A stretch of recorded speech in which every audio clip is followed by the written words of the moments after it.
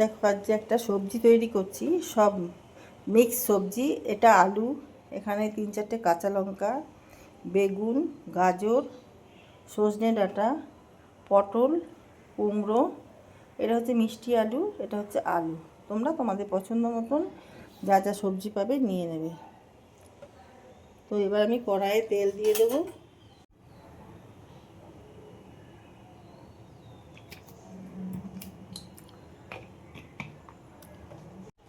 দিয়ে দিলাম 5 ফোড়ন, শুকনো লঙ্কা,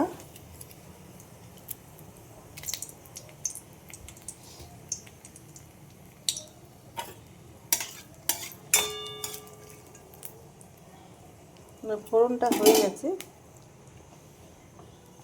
আমি দিয়ে দেবো একে একে সব সবজিগুলো। আলু, মিষ্টি আলু,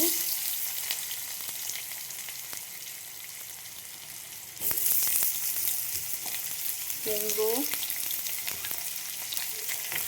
পটল, বেগুন,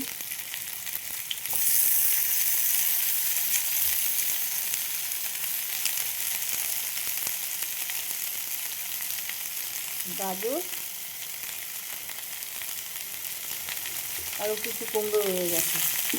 এবার এগুলো ভেজে নেব, ডাঁটাটা পরে দেবো।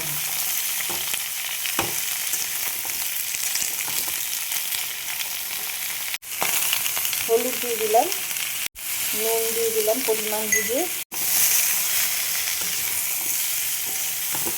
নুন দিলে এগুলো জলটা ছেড়ে দেবে, যত সবজি আছে সব সবজির জলটা ছেড়ে দেবে।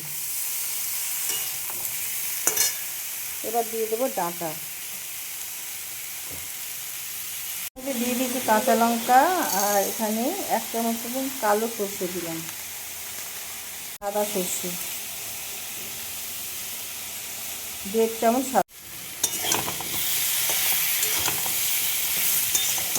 সবজিগুলো মোটামুটি ভাজা হয়ে গেছে।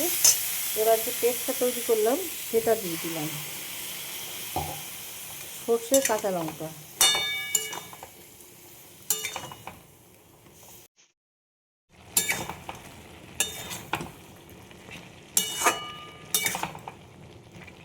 এবার আমি দিয়ে দেবো জল,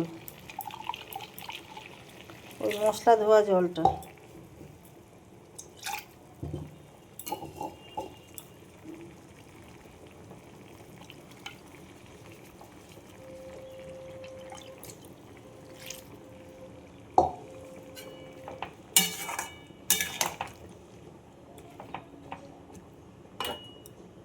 আর একটু জল দেবো, সব কিছু সিদ্ধ হয়ে যাবে। এই দেখো একটুখানি মিষ্টি দিয়ে দিলাম।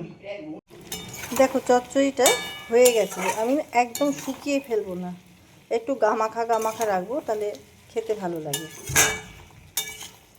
দেখো ওপর দিয়ে একটুখানি আমি ধনেপাতা ছড়িয়ে দিলাম। তোমাদের কার কীরকম লাগলো এই রেসিপিটা? সজনে ডাঁটার চচ্চড়ি 5 মিশালি সবজি দিয়ে, 5 না অনেক মিশালি হয়ে গেছে। যারা ইউটিউব থেকে দেখছো আমার পেজটা ফলো করে নিও, আর যারা ফেসবুক থেকে দেখছো পেজটা ফলো করে, ইউটিউব থেকে যারা দেখছো তারা সাবস্ক্রাইব করে দিও প্লিজ। তোমাদের কাছে রিকোয়েস্ট। একটা রান্না রেসিপি তৈরি করতে অনেকটাই মেহনত লাগে, সবারই লাগে, আমার একার নয়। কাটা ছোলা বাছা, তো তোমরা যদি না দেখো, ইগনোর করে দাও, তাহলে খুব খারাপ লাগে। তো যারা যারা যুক্ত হয়েছো তাদের অসংখ্য ধন্যবাদ। এইভাবে আমার সাথে থেকো, পাশে থেকো। Thank you. ভিডিওটা এখানেই শেষ করলাম, নেক্সট ভিডিও নিয়ে আবার পরে আসবো।